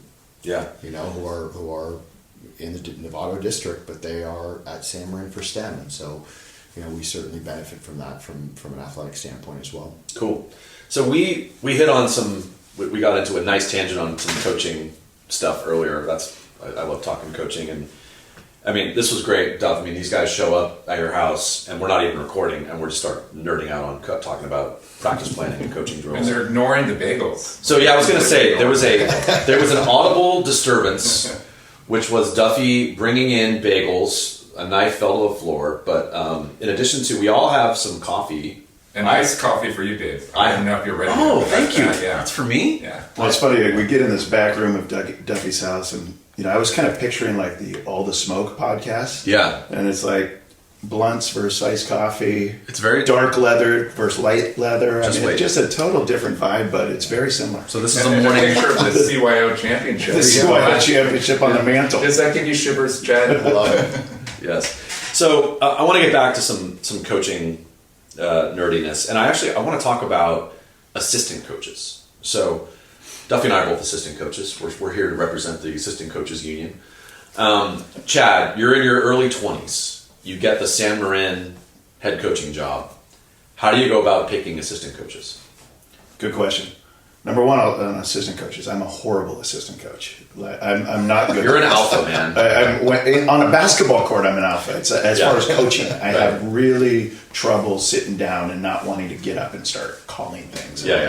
But so at 20, Chris McCune stayed with me. So Chris McCune, who now is the facilities director at the TAM district, and he's high in the basketball community. His daughter plays at San Marin. Both daughters went there. So Chris was with me at Drake as the freshman and JV coach, and I love Chris, and he's just a people person. So I said, of course, Chris is coming with me. Bo Potts was another assistant coach who was already the assistant at San Marin. So I played against him in Adult League. He and I coached together 1 year at Drake, and it was a perfect transition because Bo already knew the players. He was about 35, mid-30s. So age was something at that time. For me, I wanted my assistant coaches to not just be Chris, who was in his late 20s, me early 20s. I needed a little bit of a perception in the community that I actually knew what I was doing. So my other assistant coach was somebody who taught with me over at White Hill. His name's Pete Donoff. And Pete was about 60. Gray hair, bald, glasses. And I loved Pete to death, and he could coach, but it was the perfect look. That was the optics you want. Yes, exactly. If any mom or dad were sitting in the stands and going, this young guy doesn't know what he's doing, then I could have Pete down there and say, look, there you go. I have a veteran with me. So, but ultimately, to me, I don't want yes guys as assistant coaches. I'm sure we all would probably say the same. I want somebody that's going to push my thinking, and Pete would do that a lot. and then he'd throw out some crazy ideas. Pete always wanted me, he said, Chad, when we're losing Marin Catholic by 20, he said, let's try this once. Let's put our defensive player, one player underneath our hoop, underneath their hoop. Like, just send it. Like, he just stands there. He goes, and we do a 4-man zone. And he goes, what are they going to do? They're either going to have to send somebody back to guard him. If not, we're throwing the ball every time. He was begging me to try it once. And I just couldn't do it. But so you want guys, you don't want yes guys. You want guys that are going to throw out ideas and you either take them or leave them. Yeah. And intensity. I really want intensity. Gotcha. Cool. Okay, well, we're running a little short on time, so we're going to jump to Chad. You mentioned coaching to win. Talk about that. Did I mention that? You didn't. I think you said you were an expert. So. You said you were an expert at coaching to win. Does anybody not coach to win? I am interested in learning how to coach to win. I'm not going to teach you anything to coach to win, but here I was thinking about coaching to win. I think number one is the coaches that really know how to game coach are the ones that are fully locked in during the games. They see everything, and they're intense with their players. They are really they're like master directors. Hyper focused. Yes, hyper focused. You have a sold out crowd, and you are just locked in on the game, and you can anticipate 1 or 2 steps ahead. I've always thought I was good at that. Where, like we were talking about offense earlier, I don't think there's enough quick hitters right now in the sport. I don't think we coaches are able to just in the flow stop things real quickly, run it, get a basket, and then if not flow. But not every coach can do that. Like coaches, there's a lot of coaches that do not have the ability to see it, to recognize who's in what position, to recognize a mismatch when it's there in the moment, and just quickly be able to call it. But I also think you have to be intense. So in order to do that, though, as we all know, it starts in practice. Yeah. I mean, it's as John Wooden once said, it's like the game is just it's like the test, to see how well we did in practice. Right. And so if you have the same level of intensity in your practice and the passion, then in the games you can coach to win. But where also does it start is love. Like if your kids don't think that you love them when you are coaching to win in a game, because you see some coaches that do this, that they're crazy and the kids can't stand the coach, right? But if they know you love them and you've set that up, then it's just a byproduct when the games start. I was thinking about a story the other day about, I was talking about Zach Bachmeyer earlier, and we did something when I was at San Marin. We call it the fist, and it was a Mike Krzyzewski thing, if you've ever read his book, 5-Point Play. And there's tenets of the fist, but ultimately it's saying when you have 5 players on the court, when they're together in a fist, they're a lot stronger, right? They make a much bigger punch than when they're apart. And so what I would always do with our players is, now everybody fist bumps, but back then, like when we fist bumped or we put our fist by our heart, that was our showing of togetherness. So I was talking about Zach Bachmeyer. I don't think I'll embarrass him by saying this, is he was a little hot-headed at times. So when I first came in, especially in the summer league, he was getting teased left and right. He'd get into it with players, he'd get into it with officials. And initially, I didn't know how to handle it, because I couldn't calm him down. So then he and I made an agreement. I said, Zach, this is our agreement the rest of the season. I can always see about 5 possessions before you blow that you're about to blow. I always see it because somebody's done something to you, whether it's a ref or another player. And so when I see that, I'm going to look you in the eye. I'm going to yell across the court. I'm going to say, Zach, and I'm going to take my fist and I'm going to put it by my heart. And nobody in that gym, we could have a sold-out crowd, nobody knows what I just did. And you always have to look back at me and put your fist and put it by your heart and just nod at me. I said, you're not allowed to say, I know, or I'm good. Right. It's all it is a hidden thing that says, I love you. I see what's about to happen. And this is me telling you like a father that I anticipate this. And you come back and just say, I got you. And it was like, to me, if you're going to be in the heat of the moment in a close game, if you have those relationships with kids and know exactly how their mind's ticking and how they're feeling, that's how you coach to win. It's like you have to know every kid and know what they're capable and then bring it out of them in the game. That's beautiful. That's a beautiful story. It is. That's awesome. I mean, one thing that I have noticed too is the teams where it's a tight game and maybe the coach is going to put something in and you look at the huddle, right? And are the 14th and 15th players looking around the stands kind of tuned out, or are they locked in on the huddle? And the teams where everybody is locked in on that coach and listening, even if they're, a freshman that's not going to get any playing time, I think that's a sign of a team and a coach that's coaching to win. 100%. We talked about my mentors as, Dunellen and Hayward, but probably my biggest one was my freshman basketball coach, Paul Trevor. Great coach. Stanislaus, and, we're still good friends. And talk about locked in a huddle. If you've ever heard Paul Trevor talk, the most intense individual you'll ever hear, and engaging. And as a freshman in high school like that, you just thrive on that. So I always wanted to model being in a huddle with Trevor, just engaging the crew, right? Yeah, absolutely. Awesome. Well, thank you for that. I love that. I love that story about the fist. Okay, we have reached crunch time. Conn, you're up. We're going to have each of you answer these questions. I'm not even going to attempt to say that this is going to be quick, Duffy. This is not going to be quick. No, we got to have at least a Lavin question in here as well, because we jumped over that Lavin camp. So, Yes. Oh, yeah. I'll type one up for you. Okay. Well, yeah. We're going to talk. So Conn and I coached Lavin camps 30 years ago. Yeah, absolutely. That definitely what got me the love of basketball. I think for me, definitely came from those camps. From going up there as a between my freshman and sophomore year as a camper, and then being able to go back and coach. It was an amazing experience for me. It's certainly what has molded me as a coach, and in a lot of ways as a person and things too, right? So, yeah, if we had a list of, and I keep threatening to do this, we will do an episode exclusively on the Lavin camp, because we've had a number of references to it. But I'm going to work on an exhaustive list of all the coaches who were at Lavin camp. It's astounding how many Division I NBA coaches were there. Yeah. I know we're crunch time. Can I tell Please. not Lavin camp story. So Lavin camp, I cut my teeth at Lavin camp. I think it also developed me, not as a coach, as a player. That's what, me too. As a seventh grader, when I was at overnight, that's what got me. But so I made a really good relationship with Cap Lavin. I know we talk about Steve a lot, but Steve's dad. Yeah. So Cap was a teacher over at Drake. And I knew him when it started at the camps in middle school, and then I would go to workouts every Sunday in the gym with him at Drake.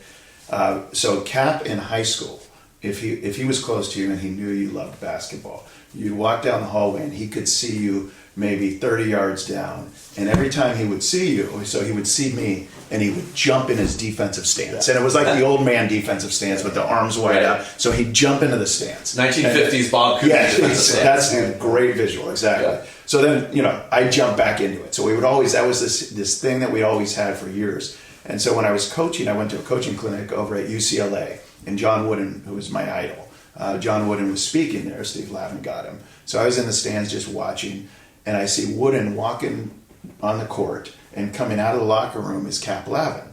And from afar, Wooden sees Cap, and Wooden initiates it. Wooden jumps in the old man stance, and then Cap does the same.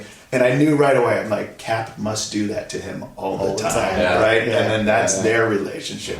I loved it. Cappy Lavin is absolutely just a gem of a human. By the way, played at USF in the heyday right before, I think he played with Russell and Casey Jones. Mm-hmm. Yep. Right before, he graduated before the team won the NCAA title in 55. Just an absolute, I know we use the word legend a lot in this podcast, but Cappy is absolutely a legend, was a beautiful human being, great teacher, great coach. And when Steve started those camps, Cappy was there. And, I loved Cappy because amazing coach, amazing energy, but also an English teacher, right? So loved words, was very well read. King of the zingers. The zingers, just right, exactly. If you knew your eye was somewhere else or you weren't quite paying attention, you were going to get one. Absolutely. All right, crunch time, Dave. Okay. So that was my fun, Duffy. Okay. Again, Duffy, on me.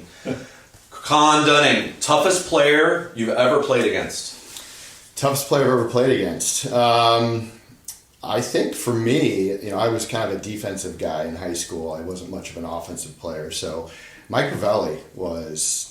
Good answer. He was so tough to defend. He was strong and quick, and he could shoot it from, back then from anywhere, yeah. right? And to me, he was just and then he let you know about it, right? I mean, he's one of the all-time trash talkers, and he was for me probably one of the tougher guys that I would have to go against. Great answer, Chad. I'd say Toughest, even though I figured out his game because we grew up playing together, is Jason Gunnarsson, who's got his jersey retired at Drake. Awesome He player. and I were elementary school all the way through high school, and he understood the game of basketball and always was a great battle in the driveway. Great answer. All right, Chad, I'm going to start with you on this one. Greatest MCal player and coach in history, in your view? Well, I'm not going to venture too far. I know this is a San Marin podcast, but from my childhood, Drake, I would say Pete Hayward, best coach. I mean, he might have a little, Bobby Knight just passed. He might have a little Bobby Knight in him, but at that time and era, hell of a basketball coach. And then his son Mike was one of the best I ever saw. Great answers. Yeah, Duff and I talked about Bobby Knight. Interim. Big figure. Yeah. Okay, Conn, greatest MCal player and coach ever. I mean, I'm going to go just from what I've seen and watched. I mean, Brett Tavani, from a coaching perspective, has been 50 years. and just been successful everywhere. I mean, every stop he's made, he's won. Yeah. Right? And the kids, and he still has. What I think the good mark of a coach too is that these kids come back to you, right, when they're older. Totally. They have this relationship. And he's got that with so many of his players, right? I know I've just got the opportunity to golf with him the other day, and I asked him about Will, Venable, obviously, winning the World Series with Texas, and he's like, I was texting with him before, and so he has this relationship with his players that goes far beyond basketball. That's that love thing, right? Mm-hmm. You're talking about they'll play for you, they'll go through a brick wall for you if they know that you care, and I think that's always been his hallmark. We asked Mike Saya in crunch time, who scares you? Who are the coaches you don't like to play against? And he said, hands down, Brett Tavani. Yeah. Mm-hmm. He's just like, his teams were always prepared. He's just a great coach. In addition to, 50 years of experience, just a great coach. So great answer. Yeah. And then, from coaching and playing, I mean, Mike Turner is probably one of the few back-to-back league MVPs. Yeah. And the guy could just do anything on the court. I mean, he was you couldn't defend him, right? And then defensively so strong and big and quick. And he was to me, he's one of the players that maybe kind of gets overlooked a little bit when you start talking about. Totally agree. We almost beat Marin Catholic at San Marin when I was coaching with Mike Turner, and we missed the front end of a 1-on-1 up 2. Turner hits the game tire, sends it to overtime. We get crushed. Yeah, I still picture it. Oh. You're not bitter. And now no more 1-on-1 ever. No, that's true. New rules. Yeah, we might have won that game. We could have won that game. Okay, Chad, favorite gym in Marin? Drake. Okay, great. Good talk. Conn. Does it have to be an MCal gym? I mean, sorry. Actually, No, it's not an MCal gym. Archie Williams. Archie, that's right. I'm saying, Archie. If you're a grad at Drake and you coach at Drake, you call it Drake, and then the transition is Archie Williams. There's nothing wrong with calling it Drake in the past, but now it's Archie Williams. Agreed. Got it. Okay, Conn, favorite gym does not have to be an MCal gym. I really like Dominican's gym. It's clean. I totally agree. It's a great gym. The floor's nice. It's got good. I think as a shooter, it's a nice gym.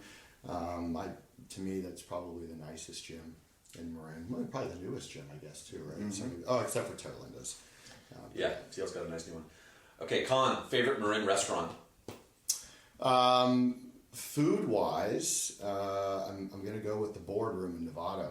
Ooh, that's a new one. It's a tiny little place. They've got the speakeasy type little bar next door, but the food is fantastic. I've heard. Very small restaurant, but it's fantastic. Ambiance-wise, when you're talking Marin, it's got to be Marin Joe's, right? I mean, there's no place that encapsulates Marin to me like Marin Joe's from an atmosphere standpoint. That's a fantastic answer, and I could not agree more. That's my favorite spot. For a post-game dinner and beer. Jonas Honick, that was Donna, his wife, after every Branson game, they go to Marin Joe's. Yeah. I mean, it's just like But do they serve bagels and iced coffee? I don't believe so. No, not quite like Marin Duffy's. Marin Duffy's is better. They do serve, the cheese and crackers. Glad to see that back after. Yeah, I don't know when that cheese was put out. It Right, might have the been cheese 4 weeks ago, but that's fine. log, but hey. And they got the piano bar. Yeah. All right, Chad, favorite Marin restaurant? Well, you guys just went over it. I was about to say Marin Joe's, just with the history. Sorry. And my wife's family the Andrews family used to be there all the time. That was like, Al was iconic in that restaurant. But since you said it, always had great times in Celia's restaurant in San Rafael. And then walk over to the bowling alley after, hit that old school bar. It was great. Another the bowling alley? Bowling, I know. Don't get me started. I know. Okay, favorite coaching aphorism, saying, one-liner? Be quick, but don't hurry. John Wooden. Yeah, Great. Yeah, that's a great one. My wife had to actually remind me a little bit of this one because I think I say it a lot. There is no on time. You're either late or you're early. Yeah. So you can't be on time. So it's something we talk a lot about. But this year, actually, I'll tell you one that I must have heard somewhere because we don't invent anything as coaches, right? You got to steal everything, but. We're focusing, I told you, a lot on defense this year. Yeah. And so we're talking a lot about fighting and competing at every position for every possession. Right? I like it. Just kind of building that mentality. All right, final one. Probably the most important question. Hot coffee or iced coffee? Man. Stumped them. No, that's not stumped at all. It's we just talked Marin Joe. It's all about tradition. Hot coffee. Okay. When was iced coffee even invented? Okay. Keep running the flex, Chad. Just stay in yesterday. Okay. I mean, in the morning time, I'm definitely hot coffee. If I had to pick one, it'd be hot coffee. But I definitely love it. Got you some. I definitely love a good iced coffee. This is like if you're on the island and you can only have one, Oh, it's gonna be hot. beverage. It's gonna be hot coffee. All right, fine. Fine. They just did a little. But what if it's a really what if Duffy, you're not going to win this.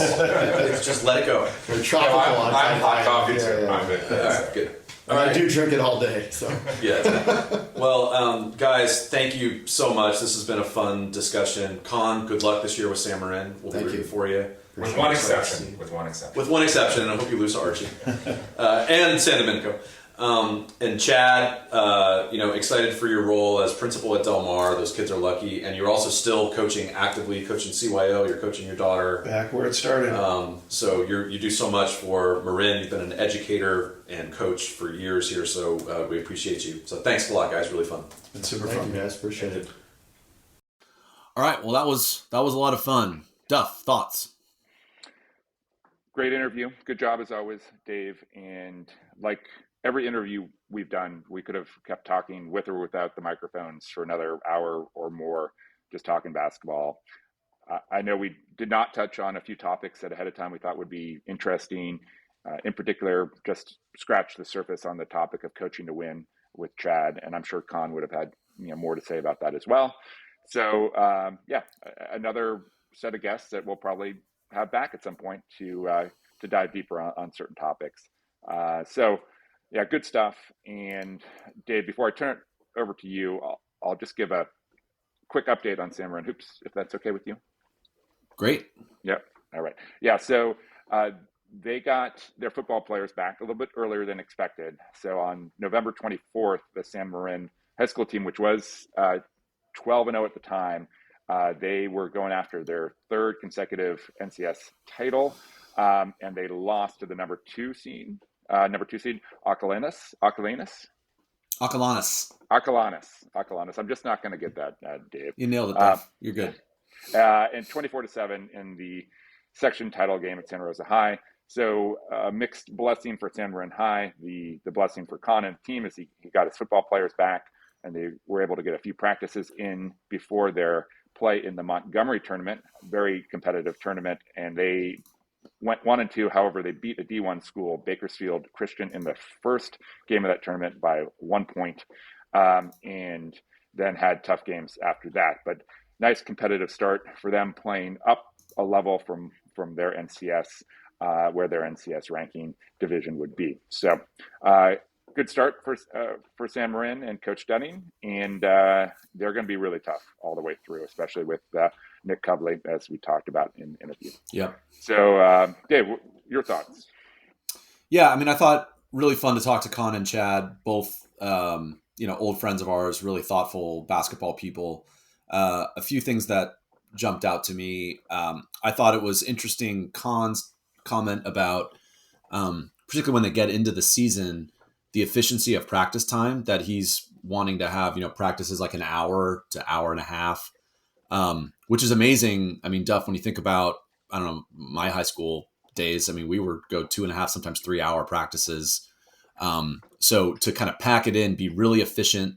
I think that's great, and challenging to do that successfully. But I think Conn has thought through this. I also liked just talking about his practice plans and using a lot of short-sided games, cutthroat, all stuff that we love to do. Just really, Conn's a basketball junkie, right? Right. I liked how Chad talked about changing the culture at San Marin when he joined 20 years ago, and really a football focused school, and trying to instill some of that Drake basketball ethos into San Marin, and the little things like repainting the gym and the team room, and those kind of little examples. I thought that was great. Changing culture. Yep. Changing culture. And then the last thing was just, go ahead. Oh, I was just going to say, Chad is probably the best I've seen at running a cutthroat, a 4v4 cutthroat. He, makes the rules very clear, and pretty much every time I've seen him do it, he wants, the boys or the girls to triple threat every time they catch the ball. And if they don't, the ball's changing over hands. So yeah, he's very good at running the cutthroat. I'm sure Conn is as well. I haven't seen him run the cutthroat, but yeah, just a great way to teach basketball and reinforce, certain habits, and have the kids learn to do them every time. Yep. Chad is very old school. And that's why we love him. And then I thought it was interesting that he was self-critical, self-reflective about overcoaching. That's something that I think about a lot. It's all of our nature. We care so much, and we want these kids to learn. So we tell them all this stuff, and sometimes you tell them too much, right? And it's overload, and it's not productive.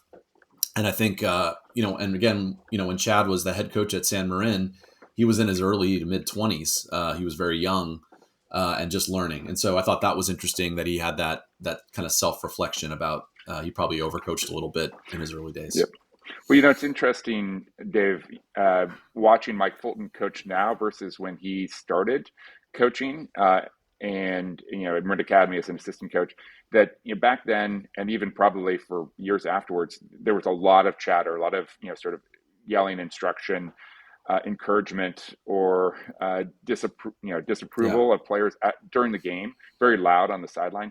And now you watch Mike, and I watch him next to you, and he can be silent for 5-6 minutes of the game, and he's just sitting there, he's just watching. And then in the huddles, then he's giving instruction then, but much different sort of approach. And that's probably comes from realizing that you don't want to get tuned out by overcoaching or over communicating as a coach. Now on the floor, I don't think there's such a thing as over communicating, but from a coaching standpoint, I think there is. I heard Greg Popovich one time talk in an interview talking about how he handles coaching in games, and his advice it was like at a coaching clinic, I think, and his advice was, at a timeout, just pick one thing. Like as coaches, we have a timeout, and there are 7 things that we see. We're not forcing middle, we're turning the ball over, we're not taking good shots, on this out of bounds play. And the kids, the players, even pros, they'll tune you out if it's information overload. So when Popovich is meeting with his assistants during a timeout, they all have their ideas, and it's basically, okay, what one thing do we want them to take away from this 30-second timeout? Right. Yeah. Right. And it's a really good message. Now it's really hard to prioritize and figure out what's that one thing. But I try to think about that when I'm coaching. I don't always succeed, but. Yeah, and then we try and do this before the game, keep it to 4 or 5 main points max. But before the game, 3 or 4 if you can. In timeouts, 1, and then post game, it's we're just going to do a quick recap and then move on. Tell them what's coming next. I think that's sort of what I've heard from coaching experts and the people who study, athletes, sports psychologists, as probably what's most effective. But of course, it's going to be different for every team and every individual player. Honestly. Yep.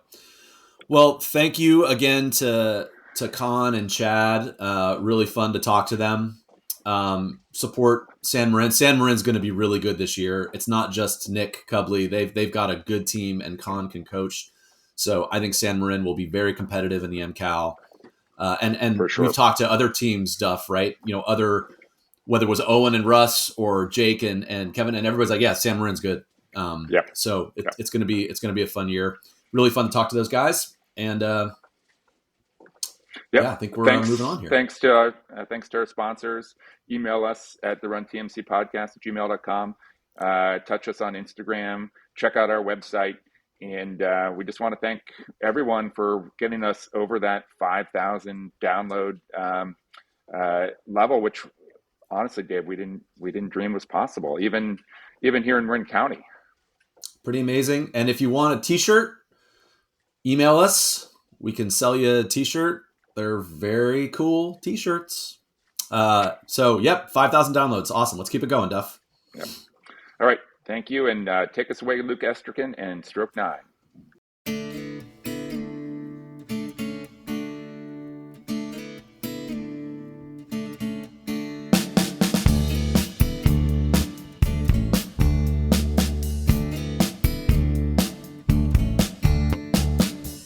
This guy walks into a little saloon and sits down.